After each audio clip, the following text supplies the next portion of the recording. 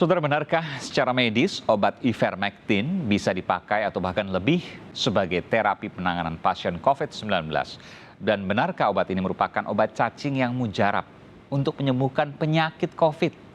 Kita bahas bersama Ketua Pokja Infeksi Perhimpunan Dokter Paru Indonesia, Erlina Burhan, dan anggota Komisi 6 DPR RI, Muhtarudin. Selamat malam, Bu Dr. Erlina dan Pak Muhtarudin. Selamat malam. Iya, dengan Aiman, Kompas TV. Saya ke Bu Dr. Erlina. Bu, benarkah para medis saat ini, dokter termasuk Ibu, ketika mencoba untuk menyembuhkan pasien COVID, maka digunakan salah satunya adalah obat ivermectin? Tadi menanyakan saya juga, termasuk saya pribadi ya. Jadi saya hingga saat ini belum memakai ivermectin untuk pasien-pasien saya. Dan juga sebagian dokter memang belum memakai, walaupun saya tahu beberapa dokter sudah ada juga yang memakai. Jadi ini saya ingin menyampaikan perlu kehati-hatian dan sebaiknya para dokter saat ini merujuk pengobatannya sesuai dengan buku pedoman yang kita punya. Oke, perlu kehati-hatian. Bisa disampaikan, Bu, bahwa kemudian ada indikasi bisa digunakan sebagai obat terapi seperti yang disampaikan Menteri BUMN Pak Erick Thohir, yang menyatakan bukan obat COVID ya, tapi obat untuk terapi COVID, salah satunya untuk meringankan penyakit COVID-19 dan membuat negatif. Dan banyak kemudian digunakan beberapa dokter, tapi kemudian Bu Erlina, Dr. Erlina tidak menggunakannya bersama beberapa kawan Ibu yang lain. Ya, baik.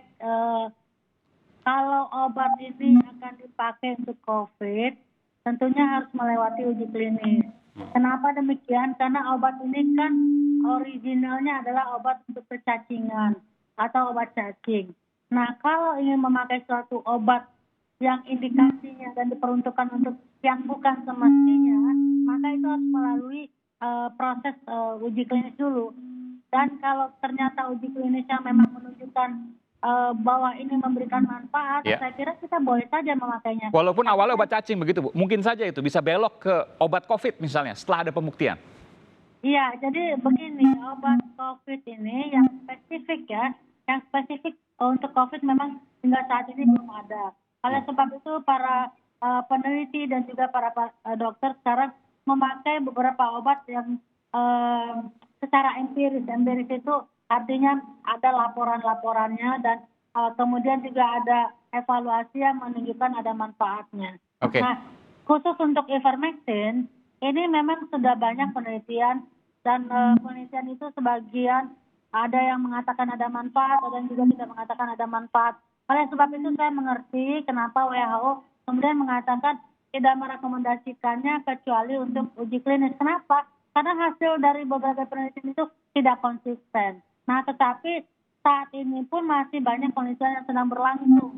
Mari kita tunggu, dan sekalian juga di Indonesia ini kan juga akan segera dimulai penelitian uji klinis untuk ivermectin.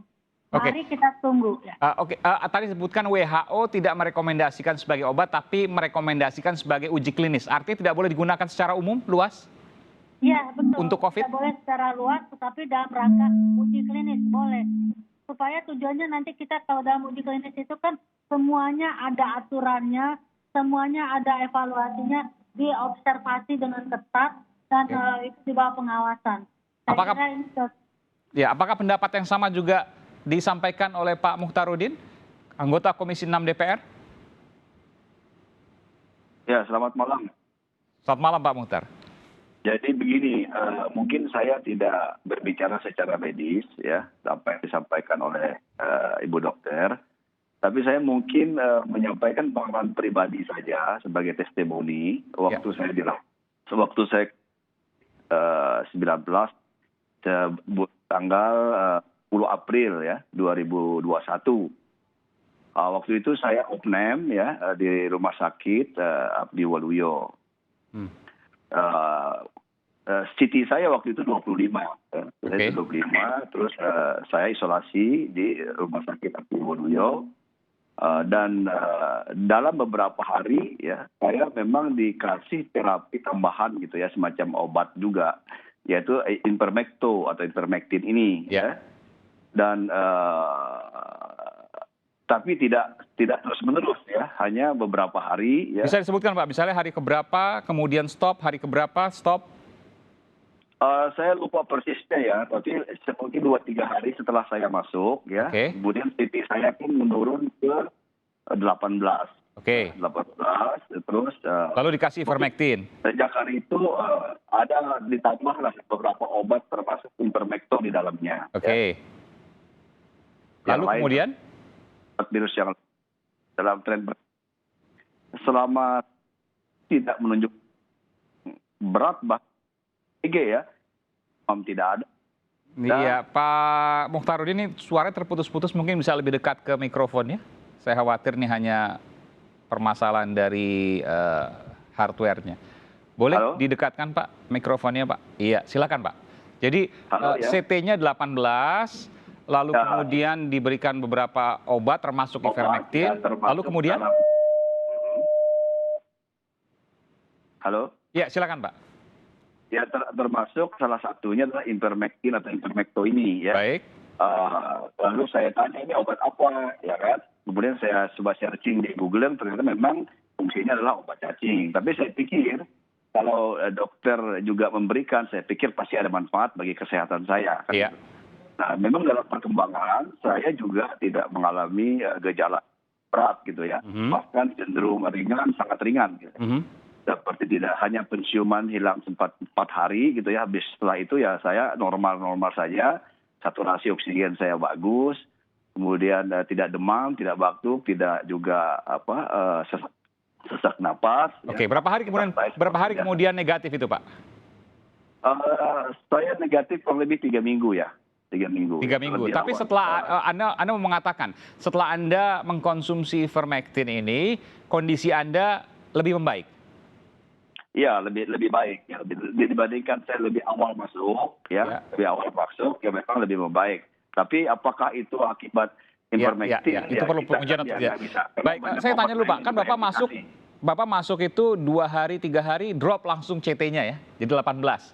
18. CT itu menunjukkan semakin rendah, artinya semakin tinggi, semakin banyak virusnya. Lalu ya, kemudian semakin diberikan, aktif, semakin infeksius lah dia. Ya, iya.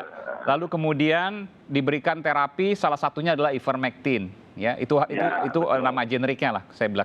Ada beberapa merek yang lain. Walaupun, ya, jadi.